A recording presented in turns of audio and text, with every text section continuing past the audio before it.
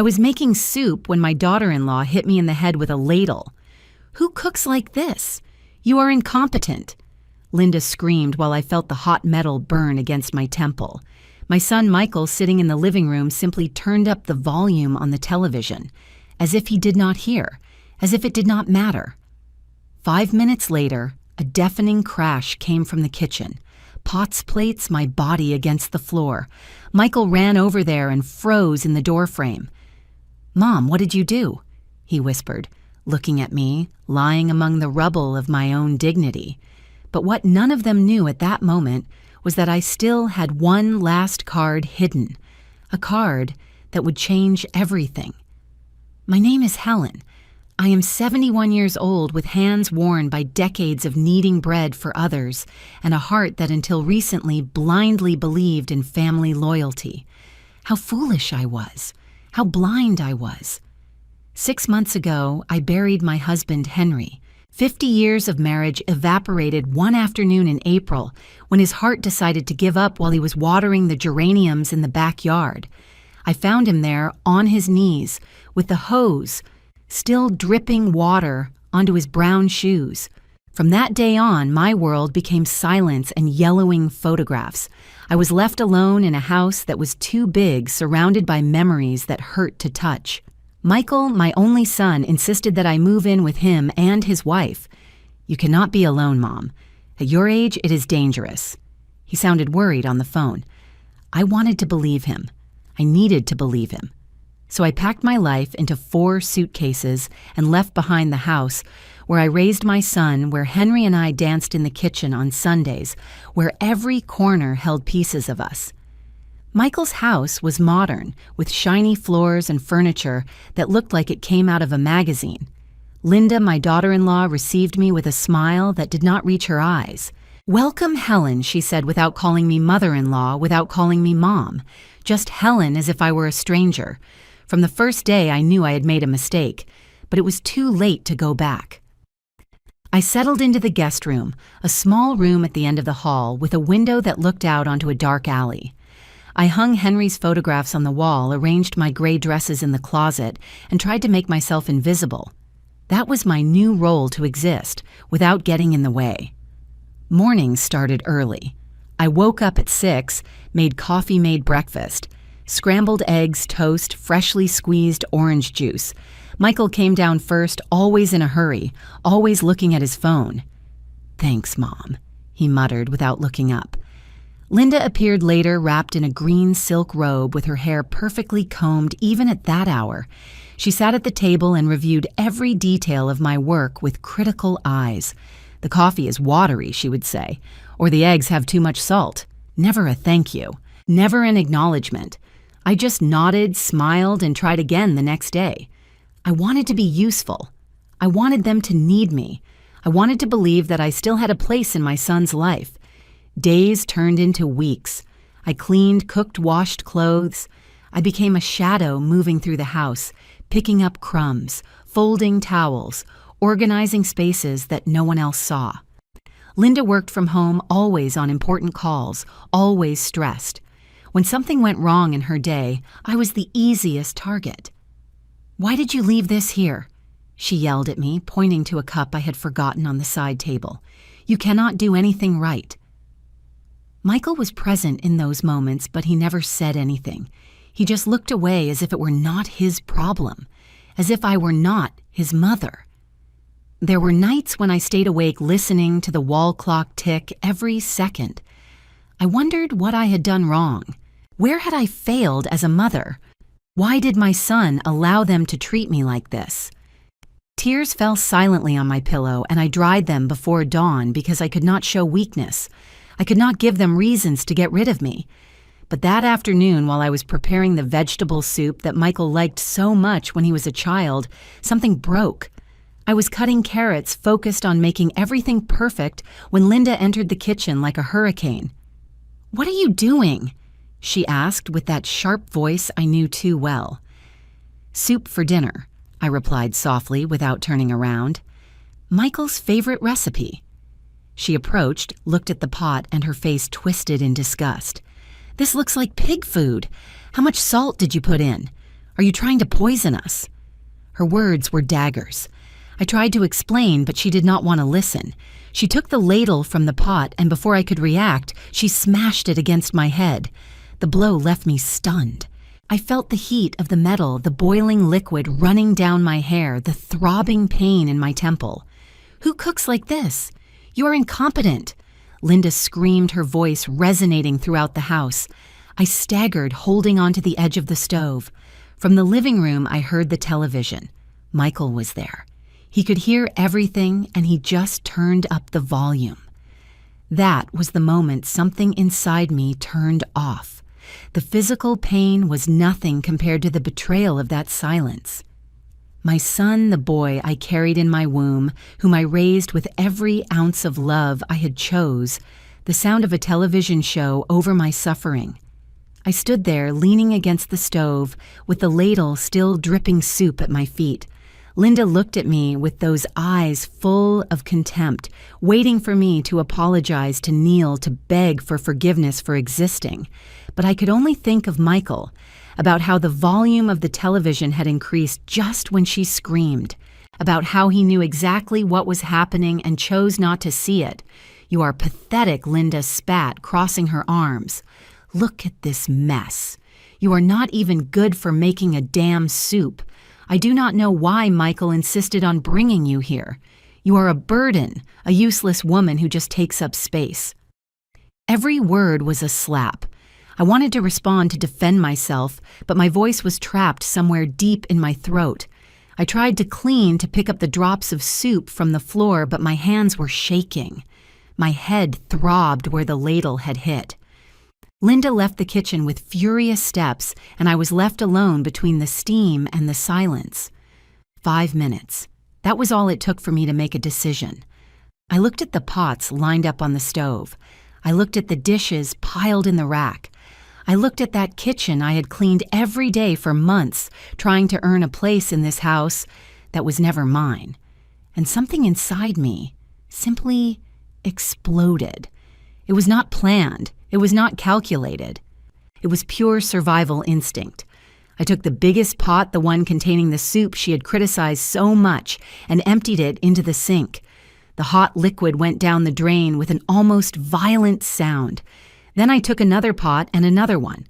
I let them fall, some to the floor, others against the kitchen counter. The plates slipped from my hands. The cups smashed. The silverware flew through the air. It was a chaotic crashing sound, liberating necessary. I heard Michael's hurried steps. "What was that?" he shouted from the hallway. When he reached the kitchen, he stopped dead. His face paled seeing me there, surrounded by overturned pots, spilled soup, broken plates. There was a trickle of blood on my temple, where the ladle had hit me. "Mom, what did you do?" he whispered, but he did not come closer. He did not touch me. He just looked at me as if I were guilty of everything. Linda appeared behind him, and her expression of horror quickly transformed into fury. "She is crazy. Your mother is completely crazy," she shrieked, pointing at me as if I were a dangerous animal. "Look at this mess. She destroyed my whole kitchen. Call someone. Michael, this woman needs to be locked up." Michael looked at me.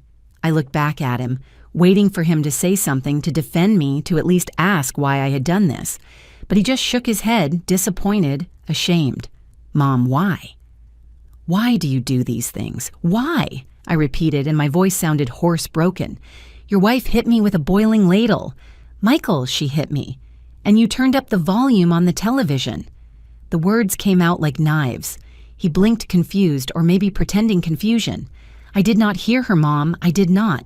I did not know what." Liar. The word floated between us like poison. "You were there, you heard everything, and you chose to do nothing." Linda stepped between us, her face red with rage. "I am not going to tolerate this. I am not going to live under the same roof as this ungrateful old woman who respects nothing.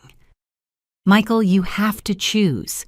Either she goes or I go."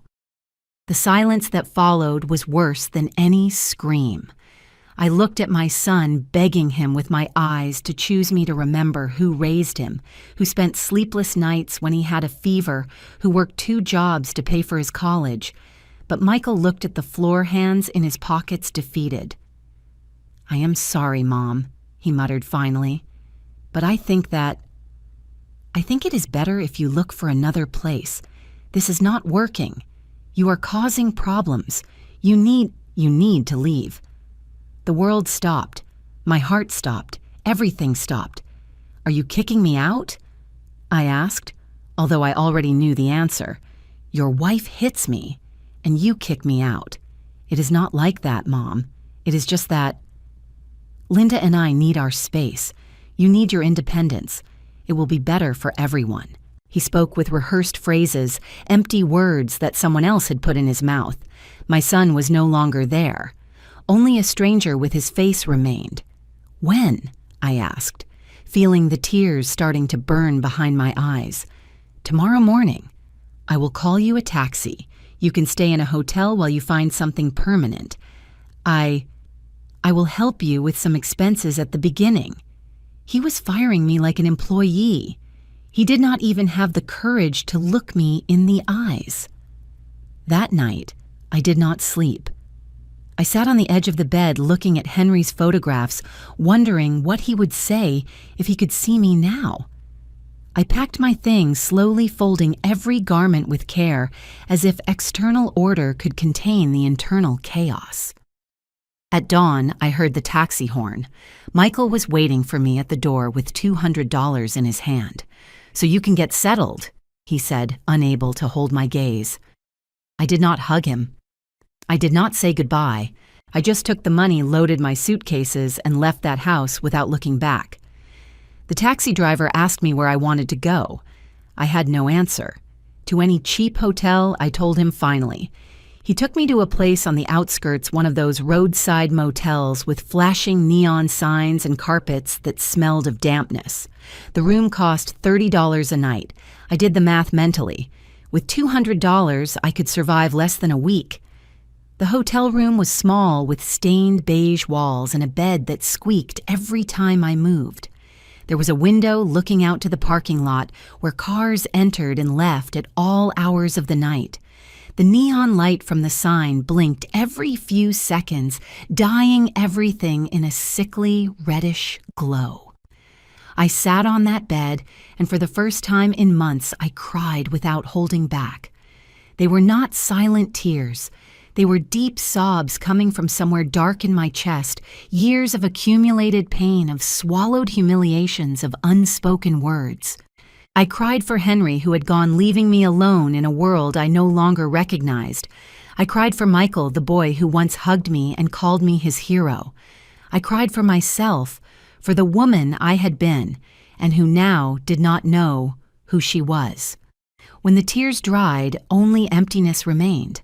I looked at myself in the bathroom mirror under the cruel fluorescent light. A 71-year-old woman stared back at me, deep wrinkles, puffy eyes, messy gray hair.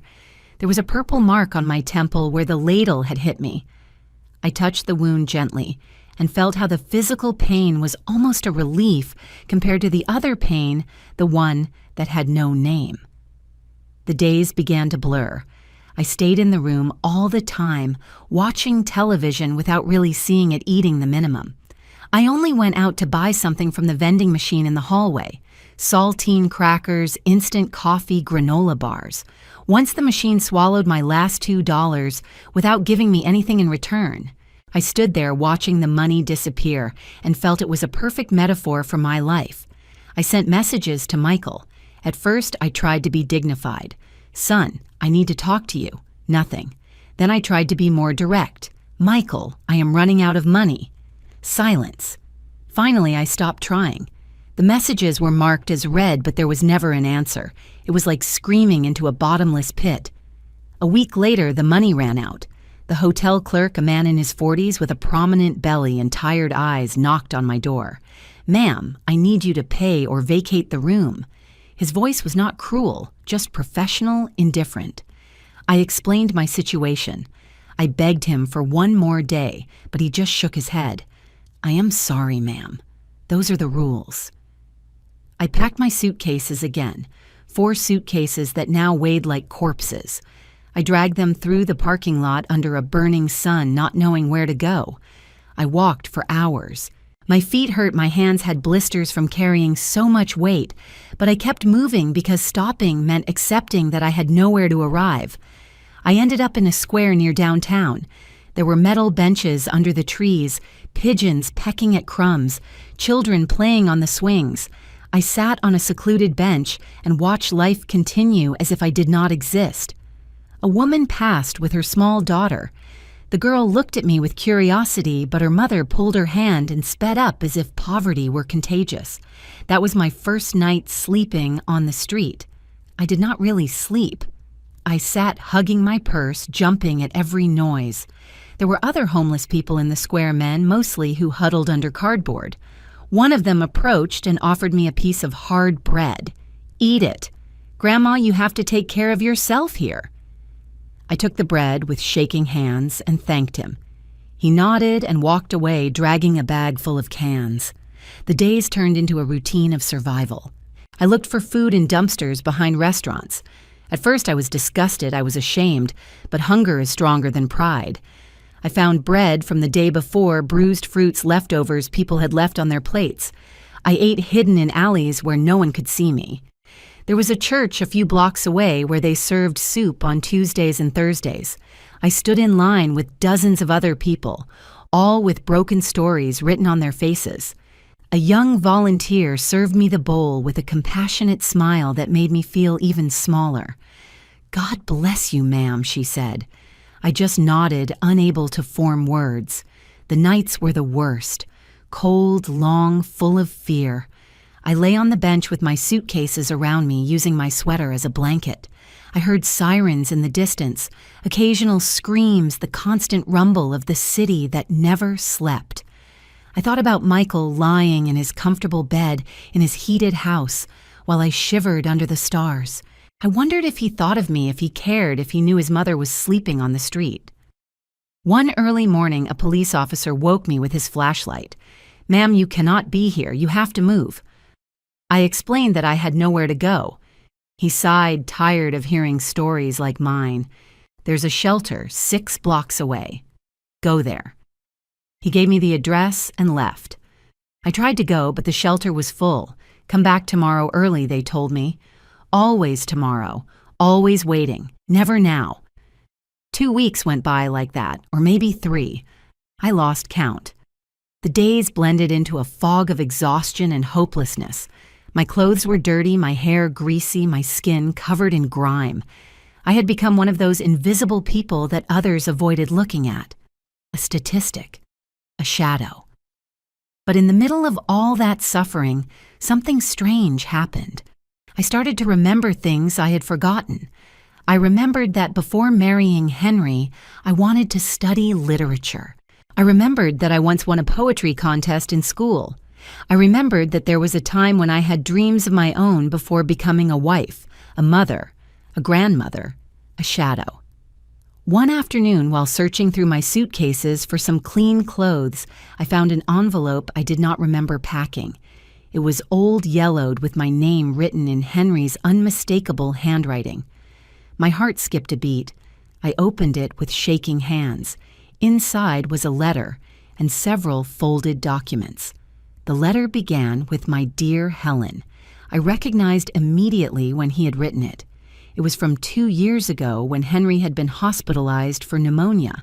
I thought it had just been a scare, but now I understood that he had faced his own mortality. "If you are reading this, it means I am no longer with you," the letter said. "Forgive me for not telling you everything in life. I always wanted to protect you from money worries, from business, from legal complexities. But now I see it was a mistake to keep you in the dark." My eyes filled with tears as I read. Henry's voice resonated in every word. During the last 30 years, I made investments. Small at first, then bigger. I bought properties when no one wanted them in neighborhoods that later increased in value. I saved every extra penny. I did it all thinking of our future, of your security. I never told you because I did not want you to worry, because I wanted to surprise you in our old age with the peace of knowing you would be well taken care of." My breathing accelerated. I unfolded the documents accompanying the letter. They were deeds, property titles, investment certificates. My eyes scanned the papers, unable to believe what they saw. An apartment building downtown, another on the north side, shares in companies, bank accounts with numbers that seemed impossible. My hands shook so much the papers almost fell to the ground. I read every document once, twice, 3 times, trying to process the information. There were 13 properties in my name. 13. Complete buildings, apartments, commercial spaces, and one of those addresses was painfully familiar. 452 Magnolia Street. It was the building where Michael and Linda lived. The building where they had kicked me out, where I had been humiliated, beaten, and discarded. Like trash was mine. It had been mine this whole time. I felt something churn in my stomach. It was not just surprise. It was a mixture of disbelief, pain, and something darker starting to grow slowly. Henry's letter continued on the second page. "Contact the lawyer, Robert Miller. He has all the original documents and will help you with everything. His number is at the end of this letter. Helen, my love, never let anyone make you feel less than you are. You are a strong, capable, valuable woman. If anyone treats you badly, remember you have the power to defend yourself. I loved you every day of my life. Take care. Your Henry." I sat on that bench in the square, surrounded by my suitcases, holding the proof that I was not the destitute woman everyone saw passing by. I was the owner of a patrimony valued in millions of dollars. Millions. And I had been sleeping on the street, eating from the trash, begging for crumbs. The irony was so brutal, I did not know whether to laugh or cry. I did both. I laughed like a madwoman while tears ran down my dirty cheeks. People passing by looked at me with pity or fear, moving away from the crazy old lady in the square. But I was no longer that woman. Or maybe I still was, but now I knew something they did not know. I searched through my things until I found a public phone that still worked.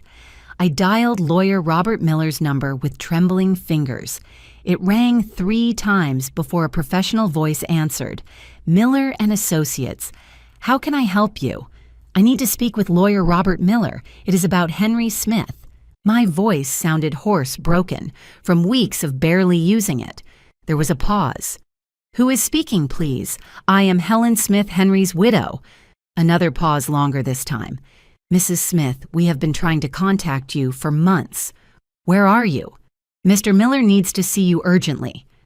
I gave them the address of the square. They told me they would send a car in less than 30 minutes. I went back to my bench and waited, clinging to those documents as if they were the only real thing in the world. Maybe they were. The car that arrived was black, elegant, with tinted windows. The driver got out and looked at me with a neutral, professional expression, as if picking up homeless women was part of his daily routine. "Mrs. Smith." I nodded. He loaded my suitcases into the trunk and opened the back door for me. The interior smelled of leather and expensive air freshener. I felt dirty, out of place, but I did not care anymore.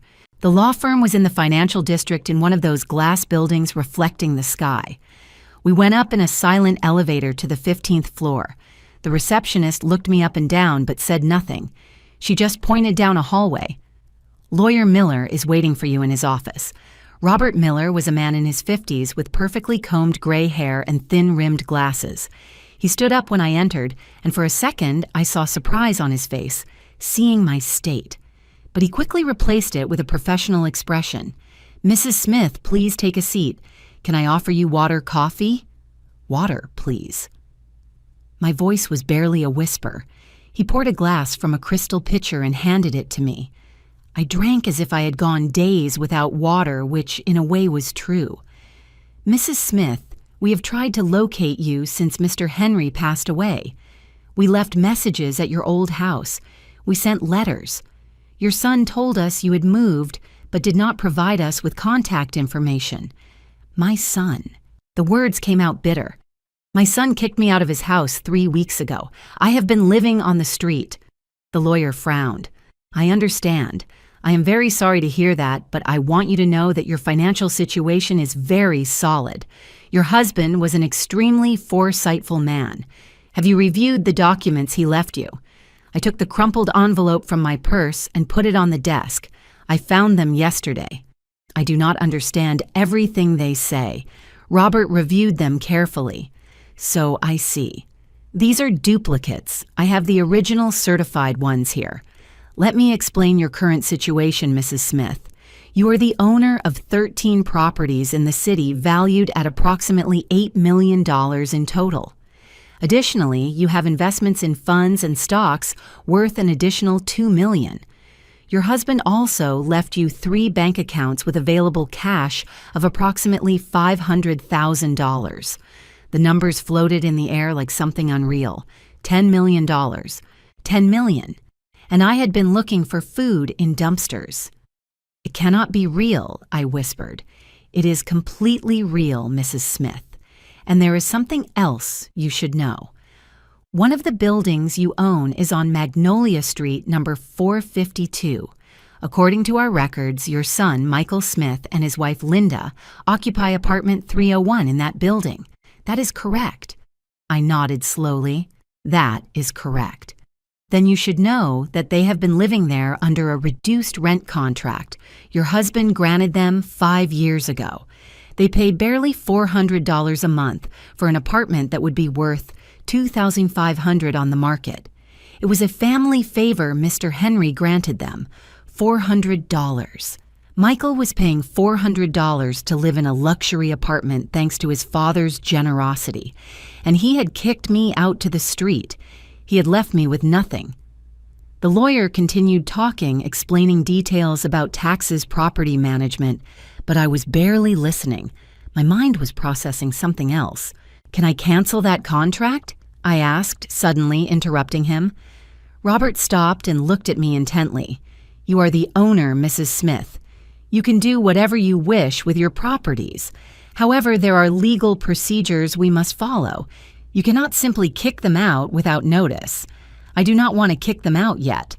The words came out cold, calculated. I want them to adjust their rent to the market price. $2,500, you said. Let them pay that. The lawyer nodded slowly. That is within your rights. We would have to notify them 30 days in advance about the change in contract terms. Are you sure you want to proceed? Completely sure. Robert took notes on his computer. Very well. I will prepare the necessary documents. Now, Mrs. Smith, there are more immediate matters we must attend to. Your housing situation, for example. You have several options. You can move into any of your properties that are vacant, or I can help you find a temporary place while you decide what to do. I want to see the other buildings, all of them. I want to know exactly what I have. Of course, we can organize visits starting tomorrow. Meanwhile, let me arrange a hotel room for you, an appropriate place where you can rest and recover. He stood up and made a call. In minutes, everything was coordinated. A 5-star hotel downtown, executive suite, everything paid from my own account. Before I left, Robert handed me a bank card. This has access to one of your checking accounts. There is $50,000 available for immediate expenses. Use what you need. And Mrs. Smith, one more thing. Your husband asked me to tell you something if you ever came to see me under difficult circumstances. He made me promise him. He took a sealed envelope from a drawer. He told me textually, if my Helen comes to you, beaten by life, give her this, and tell her I always knew she was stronger than she believed she was.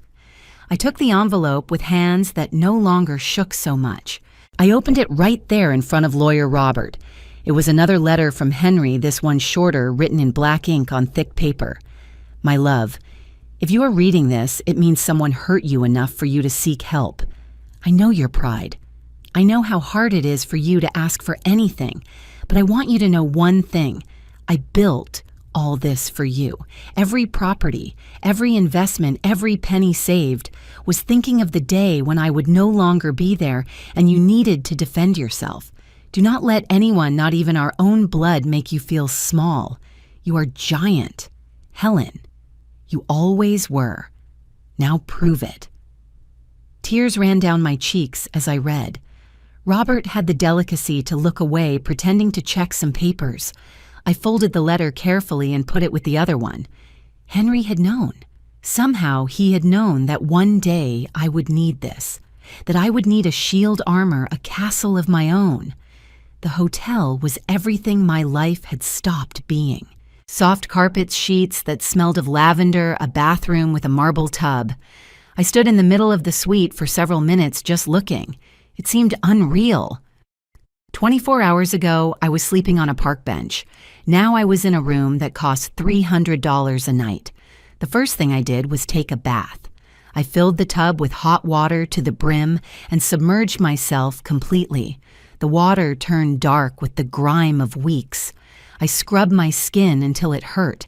I washed my hair 3 times. I removed every trace of the street from my body. When I got out, I wrapped myself in a white robe hanging behind the door. It was so soft, it almost made me cry again. I ordered room service, soup, freshly baked bread, roasted chicken, salad dessert. When the food arrived on a cart with a white tablecloth, I sat down to eat, slowly savoring every bite. It was not just food, it was dignity. It was power. It was proof that I still existed as something more than a shadow. That night I slept 12 hours straight. I slept without startling, without fear, without cold. When I woke up, the sun was coming through the curtains, and for a moment I did not remember where I was. Then everything returned. The documents, the money, the properties, my new reality. During the next few days, Robert took me to see each of my properties. Apartment buildings, commercial spaces, even a small shopping plaza on the south side. Each place represented years of Henry's silent work investments, made with patience and vision. He explained how everything worked, the rental contracts, the maintenance, the monthly income. I listened and took notes like a diligent student. The net income from all your properties totals approximately $45,000 a month, he told me one day while we reviewed reports in his office. After taxes and maintenance expenses, there is an annual income of around $400,000. That is without touching the principal capital, $400,000 a year. And I had been begging for a bowl of soup at the church. The irony remained brutal. But now there was something else. There was a plan forming in my mind. A cold, calculated, patient plan. Robert, I need us to make some changes, I told him one afternoon, but I need them to be done discreetly without anyone knowing it is me behind them. He leaned back in his chair, intrigued. What kind of changes? First, the building on Magnolia Street. I want to increase my son's rent to market price, as we said. But I also want you to review all the other contracts in that building. If there are other special arrangements, reduced prices, favors being granted, I want everything back to normal rates. Everyone. I want that building to operate like a real business, not a charity organization. Robert nodded and took notes. It can be done. Anything else? I want to buy new clothes. I want to change my appearance. And I want a business name, something to use to sign documents to appear on contracts. I do not want anyone to know Helen Smith is the owner of all this. We can create a legal entity, an LLC. We choose a name, and all documents are signed under that name. You will be the silent beneficiary. It is perfectly legal and very common in real estate. Perfect. Call it Heritage Holdings. During the next 2 weeks, I transformed. I went to beauty salons where they cut and dyed my hair, covering the gray with an elegant chestnut. I went to boutiques where attentive staff helped me choose clothes that fit me well, that made me look like the wealthy woman I now was. Pearl gray dresses, tailored suits in earth tones, dark green silk blouses. Nothing flashy, everything with class. I bought new glasses with modern frames. I got a manicure. I learned to use a little makeup to cover the deepest wrinkles. I was not becoming someone else. I was finding the Helen who had been buried under years of silent service. Robert taught me to review financial reports to understand account statements to make business decisions. I learned fast, discovering a part of me that never had the chance to develop. I had spent 50 years cooking and cleaning, but my mind was still sharp, capable, hungry for knowledge. "You have a talent for this," Robert told me one day. "Your husband chose his investments well, but you have an instinct for seeing opportunities. It is natural in you." Maybe it was. Maybe it always had been, but no one had ever given me the chance to discover it. Henry had been a good man, a loving husband, but even he had kept me in ignorance about finances, believing he was protecting me. Now I understood that true power did not come from being protected, but from having the tools to protect myself. The rent increase notifications were sent to all tenants of the building on Magnolia Street, signed by Heritage Holdings, legally represented by Miller and Associates. The increases were justified, they were within legal limits, but they were significant, especially for those who had been paying reduced rates for years. Robert informed me of the reactions. Some tenants called furious, others tried to negotiate. "There is one apartment in particular that has called 7 times," he told me one afternoon. "Number 301, a certain Michael Smith. He says he has a special contract with the previous owner, that this must be a mistake." "It is not a mistake," I replied with a calm voice. "Tell him the special contract expired with the death of Mr. Henry Smith. Now he must pay full rate or vacate. He is asking to speak with the owner directly. Tell him the owner is not available. All communications must be done through you." Days passed. Robert kept me informed. Mr. Smith is trying to get a loan to cover the new rent amount. Apparently he and his wife are living beyond their means. They have credit card debts, a financed car. The rent increase is putting significant pressure on their finances. Good. The word came out cold, without emotion. I did not feel satisfaction exactly, but not guilt either. I was seeing the natural consequences of the decisions Michael had made. He had chosen a wife who spent more than they earned. He had chosen to live with luxuries he could only afford thanks to his father's generosity. He had chosen to kick his mother out to the street. Now he was seeing the price of those choices. But I was not finished. There were other threads to pull, other levers to move. Linda worked as an independent consultant from home. I investigated a little using resources Robert provided me. I discovered that one of her main clients rented space in another of my properties in the Sun Plaza shopping center. Robert, this client, renting Suite 203 in Sun Plaza. How much do they pay? He checked his files. $2,200 monthly. It is a large space. Good business. They always pay on time. Increase their rent to $3,500. That is a very significant increase, Mrs. Smith. They could decide to move. Then let them move. It is my property, and I want to charge what it is worth. The client in Suite 203 did not move, but they did cut costs. One of the first things they cut were contracts with external consultants, including Linda Smith. Robert informed me almost casually during one of our weekly meetings. "By the way, it seems your strategy is having side effects. The business in Sun Plaza canceled several supplier contracts. One of them was with Linda Smith, your daughter-in-law."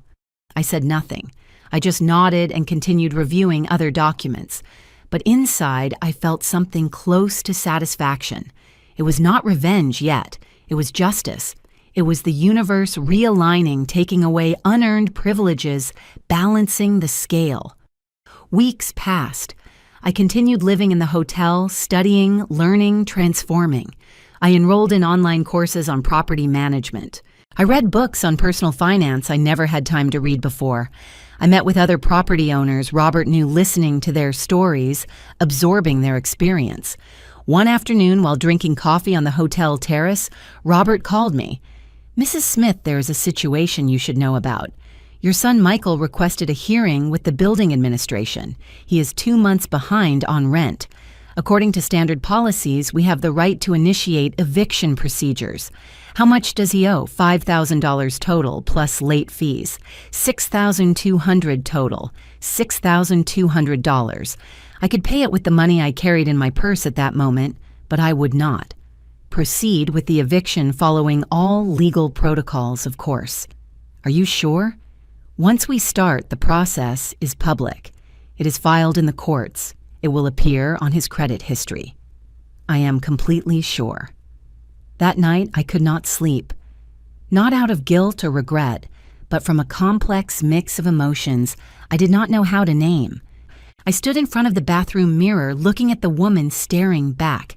She no longer looked like the same one who arrived at Robert's firm 2 months ago. This woman had straight shoulders, a steady gaze, a jaw set with determination. This woman did not beg. She did not apologize for existing. This woman collected what she was owed. The following days were a whirlwind of legal activity. Robert kept me updated on every step. The eviction notice was delivered. Michael had 30 days to pay the full debt or vacate the apartment. According to Robert, my son had called the firm every day, sometimes several times a day, demanding to speak with the owner, asking for extensions, offering payment plans. "What did you tell him?" I asked. "What you instructed me, that all policies apply equally to all tenants, that there are no exceptions, that if he cannot pay, he must vacate." Perfect. But there was something else Robert did not know, something I had been investigating on my own. I hired a private investigator, not to spy but to understand. I needed to know how my son had reached this point. I needed to understand what had happened to the boy I had raised. The report arrived a week later. It was sadder than I expected. Michael earned a decent salary as a sales manager, but Linda spent triple what came in. Credit cards maxed out. Personal loans to cover other loans, meals at expensive restaurants 5 times a week, designer clothes she used once and forgot in the closet. A lifestyle built completely on debt and appearances. The investigator also included notes on their relationship. They had public arguments. Neighbors reported frequent screaming doors, slamming tense silences. Linda blamed Michael for not earning enough money. Michael blamed Linda for spending too much. It was a vicious cycle of resentment and recriminations. I read the whole report twice. A part of me, the part that was still a mother, wanted to intervene. I wanted to call Michael, offer him help, guide him toward better decisions. But the other part, the newer and stronger part, knew that would be a mistake. Michael needed to hit rock bottom. He needed to face the consequences of his choices. Only then could he grow. Besides, he had let me hit rock bottom. He had seen me on his kitchen floor bleeding, humiliated, and had turned up the volume on the television. He had kicked me out to the street with $200 and a vague promise to help me. He had not called to verify if I was alive. He had not asked if I had a place to sleep. He did not care. That was the truth that hurt more than any physical blow. My son had stopped caring about me long before kicking me out of his house. Maybe he never really cared. Maybe he just saw me as an obligation, an inherited burden he had finally found a way to discard. On day 28 of the eviction period, Robert called me. Michael paid. He got the money somehow. He paid the full $6,200 this morning. I felt something like disappointment. Where did he get the money? I do not know for sure, but I have a theory. There is a new charge on the credit report I monitor. A personal loan from a payday loan company. 32% interest rate. He probably borrowed from there. 32% interest. Michael had traded one debt for a worse one. He had bought time, but he had solved nothing.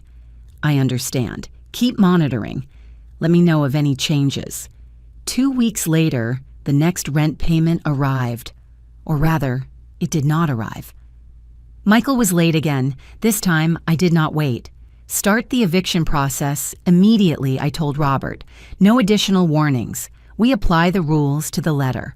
While all this was happening in the legal and financial world, I continued with my personal transformation. I signed up for yoga classes in the mornings. Not because I needed exercise, although that helped too, but because I needed to learn to be in silence with myself, to breathe, to exist without the constant noise of serving others. I also started writing.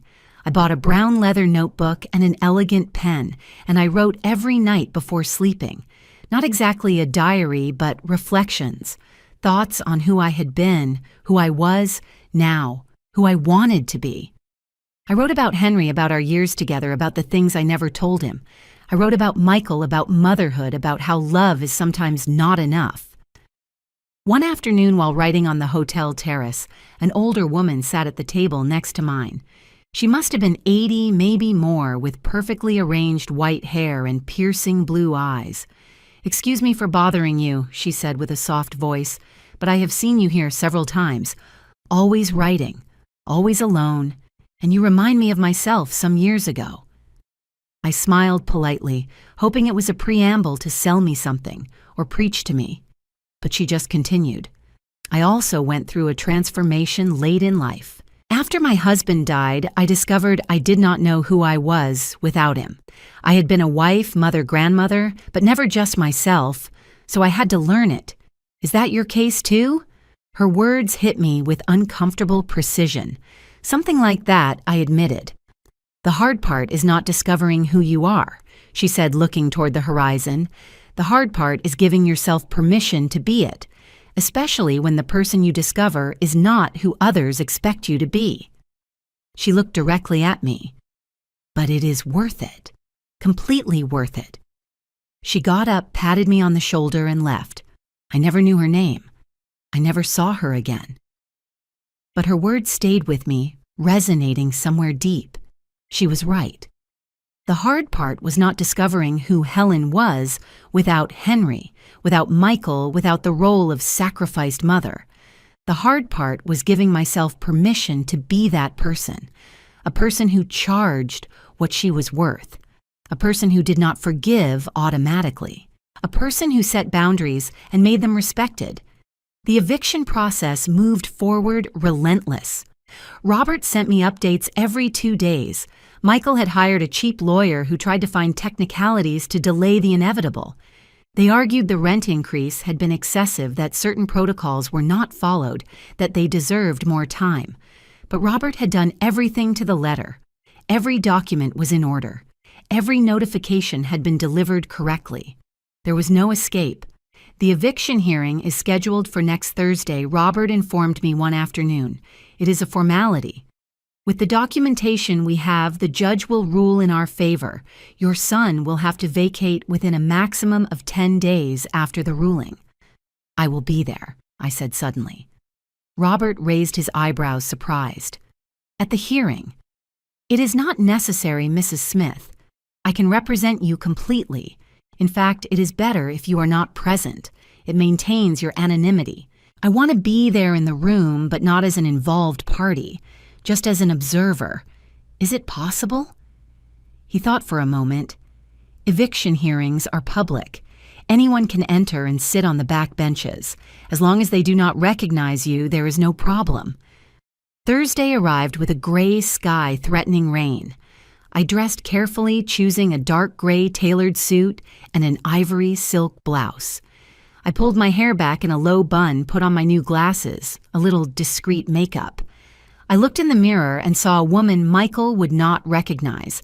I was no longer the hunched mother cooking soup in his kitchen. I was someone else, someone stronger. The courthouse was an old building with hallways smelling of old paper and stale coffee. I arrived early and sat on the last bench of courtroom 3, where the hearing would take place. There were other people waiting for their own cases, all with that expression of anxiety and fatigue the legal system produces. Michael arrived 15 minutes before the scheduled time. He came with Linda and his lawyer, a young man in a suit that had seen better days. My son looked terrible. He had lost weight, had deep circles under his eyes, messy hair. Linda, on the other hand, was perfectly fixed up in an emerald green dress, too elegant for a courthouse high heels, flawless makeup. But her expression was of barely contained fury. They sat in the front with their backs to me.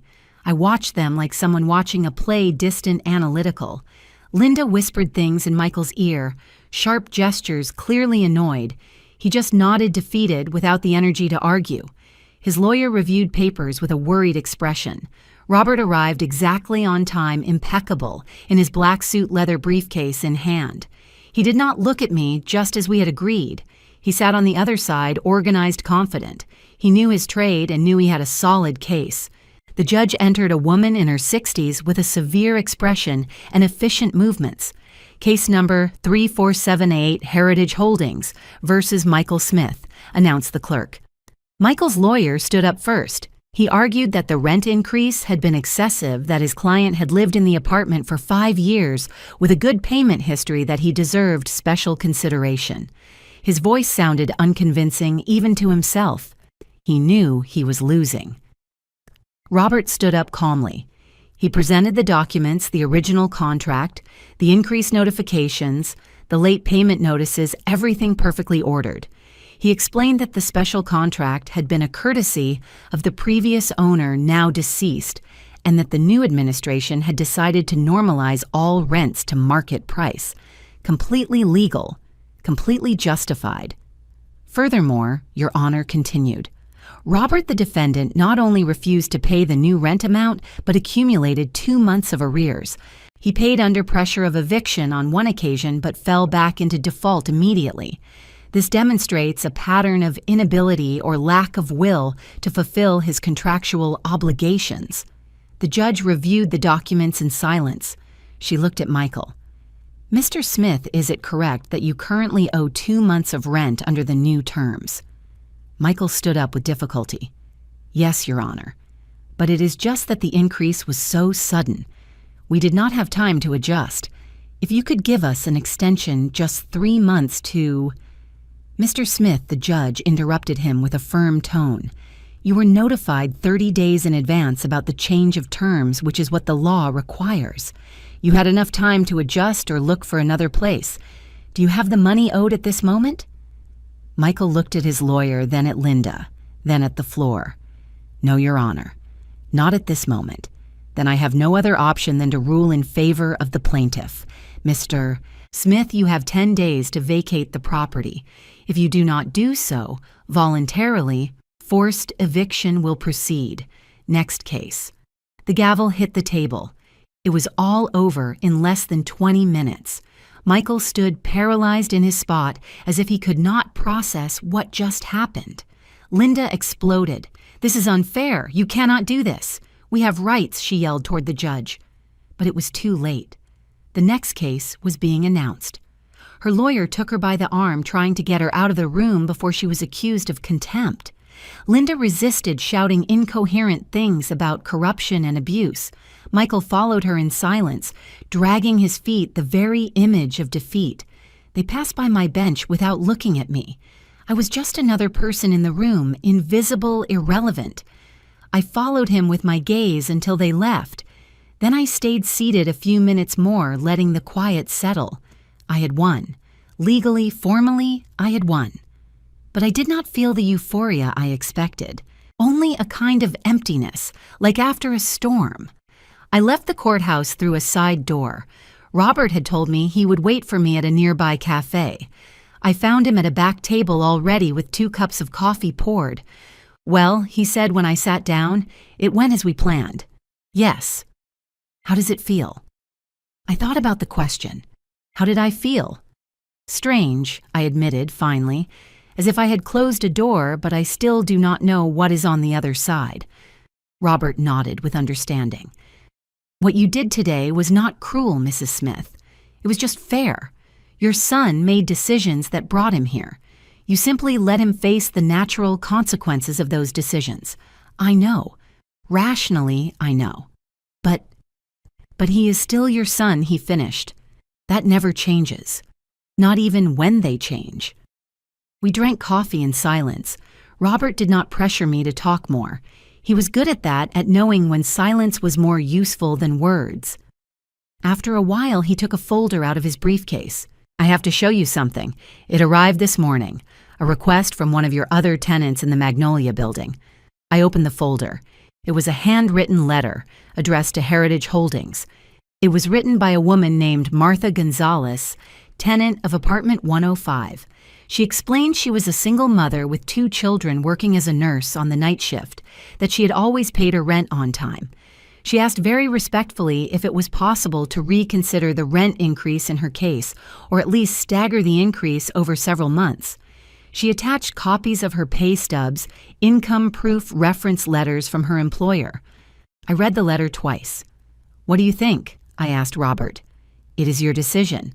Legally, you are not obligated to make exceptions, but this woman seems genuine and has a flawless payment history."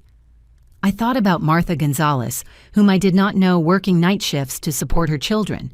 I thought about how many times I had been in her position begging for a little consideration, a little grace.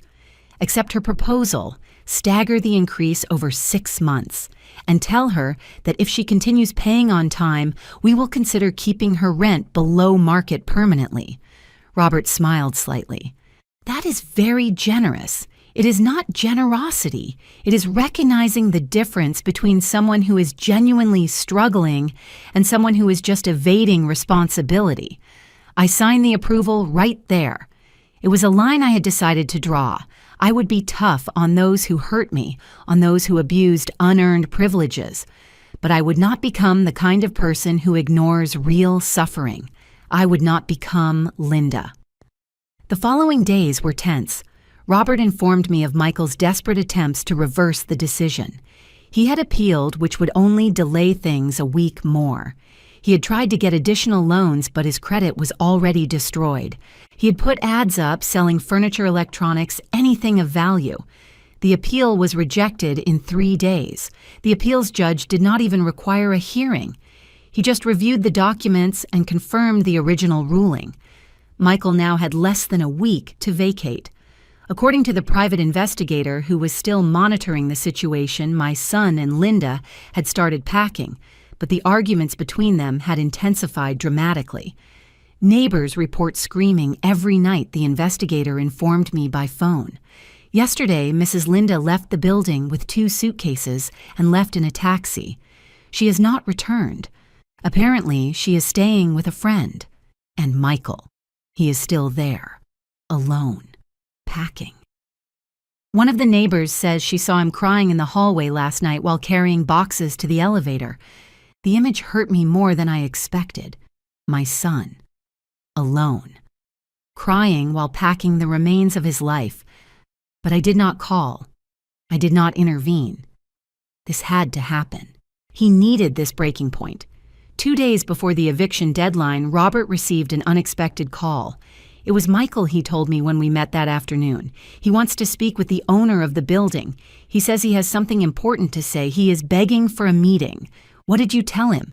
That I would convey the message? He wants to see you. The question hung in the air between us. Did I want to see my son? Did I want to hear what he had to say? A part of me, the part that never stopped being a mother, screamed yes. But the other part, the wiser one, had doubts. Do you know what he wants to say? No, just that it is important, that he needs to explain something. I thought for a long minute. Tell him I will agree to see him, but not as his mother, as the representative of Heritage Holdings, and it has to be in a neutral place. In your office, tomorrow at 3 p.m. Robert nodded. Do you want me to be present? No, I have to do this alone. That night, I did not sleep. I mentally practiced what I would say, how I would react. I stood in front of the mirror and rehearsed, keeping my expression neutral, firm, without betraying emotion. I had to be strong. I could not allow Michael to see the mother desperate for his love. He had to see the businesswoman I now was. At 2:30 p.m. the next day, I arrived at the firm. Robert had let me use his private office. I sat behind the desk in the black leather chair with the case documents in front of me. I had dressed impeccably. Charcoal gray tailored suit, cream blouse hair, perfectly arranged, subtle but definitive makeup. I did not look like Helen. I looked like Mrs. Smith. At exactly 3 o'clock, I heard voices at the reception. My heart began to beat faster. The door opened and Michael entered alone. He stopped dead when he saw me. For an infinite moment, we looked at each other in silence. I watched his brain process what his eyes were seeing. Confusion first, then disbelief, finally absolute shock. "Mom?" he whispered, as if he were seeing a ghost.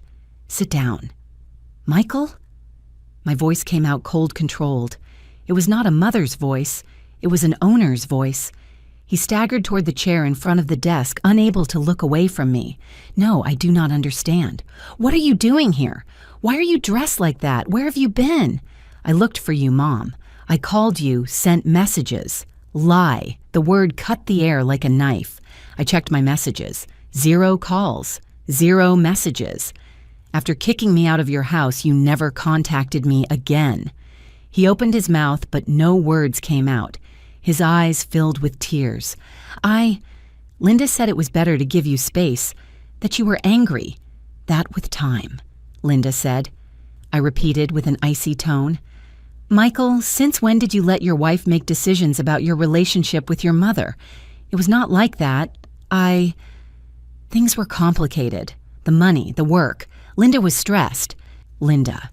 And it was easier to forget about me than deal with your wife. It was not a question. It was a fact. He looked down, unable to deny it. The silence stretched heavy, suffocating. Finally, Michael looked up and I saw something different in his eyes. A question taking shape. Mom, what are you doing here? In this office? Dressed like that? Why did the lawyer let you use his office? I took a deep breath. This was the moment. I am not using his office, Michael. He lent it to me because I am his client. I am Heritage Holdings. The color drained from his face. What? The building where you live. The other 12 buildings in this city. The investments, the money. Everything is mine. Your father left it to me. It was always mine. And you have been paying rent to live in my property. Michael stood up so fast the chair almost fell over. No. That cannot be. Dad never mentioned. Why didn't you say anything? Why would I have said anything? My voice rose slightly, allowing a little of the contained anger to surface, so that you and Linda would treat me like your landlady in addition to your servant, so you would ask for more favors, more discounts, more special considerations. We did not know he shouted if we had known that you— What? I interrupted him, standing up too. Would you have treated me better? Would you have respected me more? Michael, respect should not depend on how much money someone has. I was your mother. That should have been enough. He let himself fall back into the chair, head in his hands. His shoulders shook. He was crying. I am sorry, he sobbed. I am so sorry. Mom, I was a coward. I let Linda treat you badly. I let her kick you out. I turned up the volume on the television when she was hurting you because I did not want to face her, because it was easier to sacrifice you than risk my marriage. The words I had waited to hear for months had finally come out of his mouth, but I did not feel the satisfaction I expected. I just felt tiredness. And now, Michael, are you only sorry because you discovered I have money? Because I own the building where you live? Would you have come to apologize if you still thought I was a poor old woman without resources? He looked up, his face soaked in tears. I do not know, he admitted with a broken voice. I do not know, Mom. And that is the worst part. I do not know what kind of person I became. I do not recognize the man who did those things, who left his mother on the street, who chose comfort over decency. At least he was honest. That was something. I sat down again, calmer. Your marriage is falling apart, right? He nodded miserably. Linda left 3 days ago. She says she is not going to stay with a loser who cannot even pay rent. She says she deserves better, that all this is my fault. And what do you think? I think she is right. I think I am a loser. I lost my job 2 weeks ago. They fired me for being late constantly, for being distracted by the stress. I have debts of over $40,000. My credit is destroyed, and in 2 days I am going to be homeless. He laughed bitterly. Ironic, isn't it? I left you homeless, and now I am in the same situation. It is not ironic, I said softly. It is karma. He looked at me with red, swollen eyes. Have you come to see me suffer? Is that what you wanted? Revenge. The question stopped me. Was that what I wanted? I had spent weeks moving pieces, pulling threads, applying pressure. I'd watched my son crumble piece by piece, and now that he was here in front of me, completely broken, did I feel satisfied? No. I said, finally surprised by my own answer. I did not want revenge. I wanted justice. I wanted you to understand what it feels like to be discarded, ignored, treated as if you were worth nothing. I wanted you to hit rock bottom so you could start rebuilding yourself the right way. And did I achieve it? He asked with a voice barely audible. I hit rock bottom. What do you think? He thought for a long moment. I think so. I think I cannot fall lower than where I am now. Without a job, without a wife, without money, without a home, without dignity, without you. The last two words came out as a torn whisper. I stayed silent, letting his words float between us. Michael had reached the bottom. I could see it in his eyes and the way his shoulders sank in, how his hands shook on his knees. This was the moment I had been waiting for, the moment my son finally understood the weight of his actions. Do you know what was the worst of all, Michael? I said finally. It was not the hit with the ladle. It was not sleeping on the street. It was not looking for food in the trash. It was the sound of the television volume going up. It was knowing that my own son heard me scream in pain and chose to do nothing. He sobbed, covering his face with his hands. I am sorry. I am so sorry. If I could turn back time. But you cannot, I interrupted him. No one can.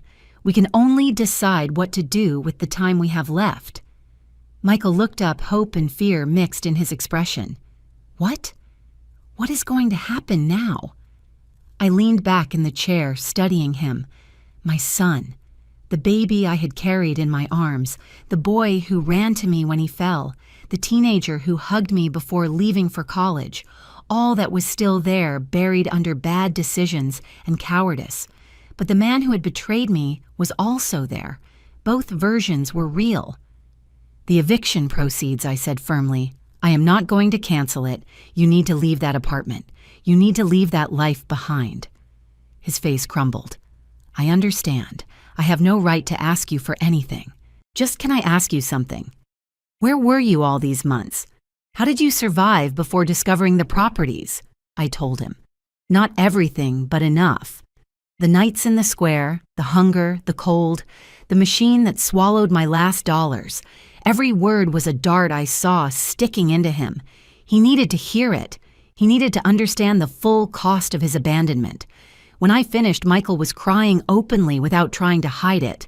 I failed you in the worst way possible. Dad must be ashamed of me. Wherever he is, he must hate me for what I did to you.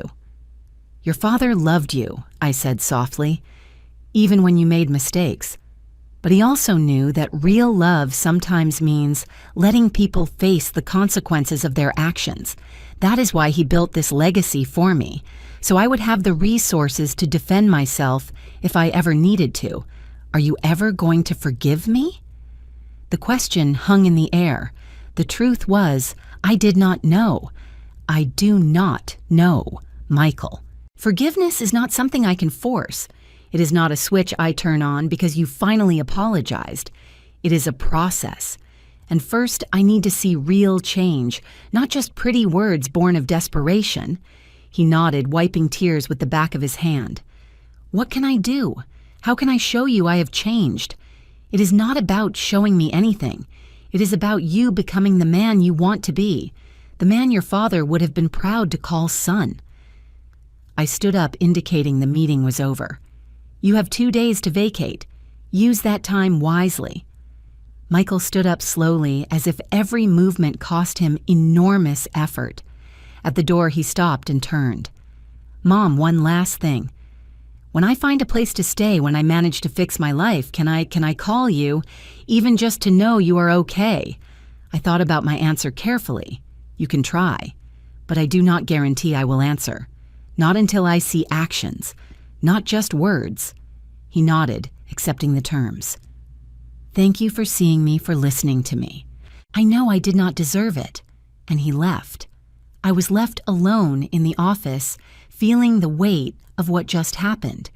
It had not been the explosive confrontation I had perhaps imagined. There were no screams or dramatic rejections, just the cold, hard truth served on a plate of inevitable consequences. The following days were spent in a kind of emotional limbo. Robert informed me that Michael had vacated the apartment a day before the deadline. He had left the place clean, the keys delivered correctly. According to the building doorman, he had left in a taxi with only 3 suitcases and an expression of total defeat. "Do you know where he went?" I asked, hating myself for asking. "No, ma'am." He did not say. A part of me wanted to investigate, find out where he was, make sure he at least had a roof over his head. But I held back. Michael was an adult. He needed to solve this for himself. I could not keep rescuing him. Linda, for her part, had disappeared completely. According to my sources, she had returned to live with her parents in another city, blaming Michael for everything. She had posted things on social media about weak men and wasted time, but never mentioned her own role in the disaster. Typical. With the apartment vacant, I decided to make changes. I hired a designer and we completely renovated the space. New floors, fresh paint, modern appliances. Apartment 301 became the jewel of the building. I rented it in less than a week to a young professional for $3,000 a month. But the building was not the only thing that needed renovation. I did too. I decided it was time to leave the hotel and create a real home. I chose one of my properties, a small house in a quiet neighborhood with a garden facing south. It had 2 bedrooms, a kitchen with large windows, and a wooden deck perfect for mornings. I spent weeks decorating it. I did not hire designers this time. I wanted to do it myself. I chose simple but elegant furniture. I hung Henry's photographs in the living room, but I also left space for new memories. I planted roses in the garden, tomatoes in pots herbs by the kitchen window. I signed up for painting classes at a nearby community center. Turns out I was not terrible. My first attempts were disastrous blobs of color without shape or sense. But with time, I started creating things I liked. Simple landscapes, still lifes, self-portraits capturing who I was becoming.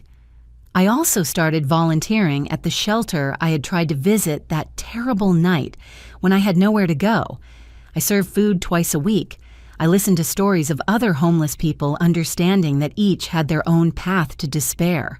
I donated generously, but I also gave something more valuable, my time and my empathy. One afternoon, while serving soup, I recognized someone. It was the man who had offered me bread that night in the square. He looked cleaner now, more hopeful. "Grandma?" he said, surprised. "Is it you?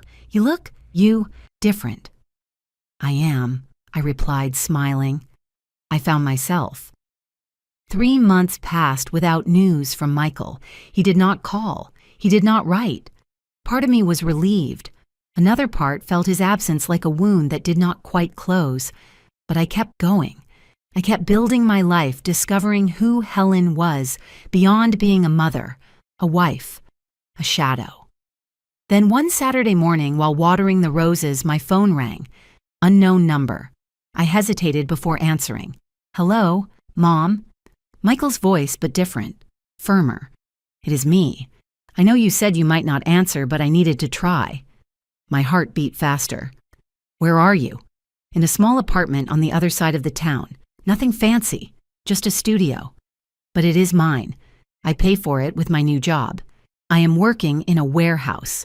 Night shift. It is not glamorous, but it is honest. I am paying my debts little by little." I felt something loosen in my chest. I am glad to hear that. "Mom, I am not calling you to ask for anything. I just wanted you to know I am trying. I am going to therapy. Every week.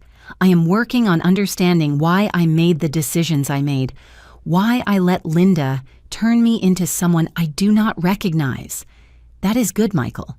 Really good." There was a pause. "Do you think someday we could maybe have a coffee? It does not have to be soon. When you are ready. If you are ever ready." I looked at the roses I had planted, now blooming in coral and yellow tones. I looked at the house I had turned into my sanctuary. I looked at the life I had built from the ashes. Maybe I said finally someday when we are both ready. It is okay. I can wait. I have learned to be patient. His voice broke slightly. "I love you, Mom. I know I have no right to say it after everything, but it is true. I know I whispered, and I hung up. I sat on the terrace with a cup of tea, letting the morning sun warm my face. I had not forgiven Michael completely. Maybe I never fully would. But there was something more important than forgiveness. I had found peace. I had found my strength. I had found my voice. I took out my notebook and wrote.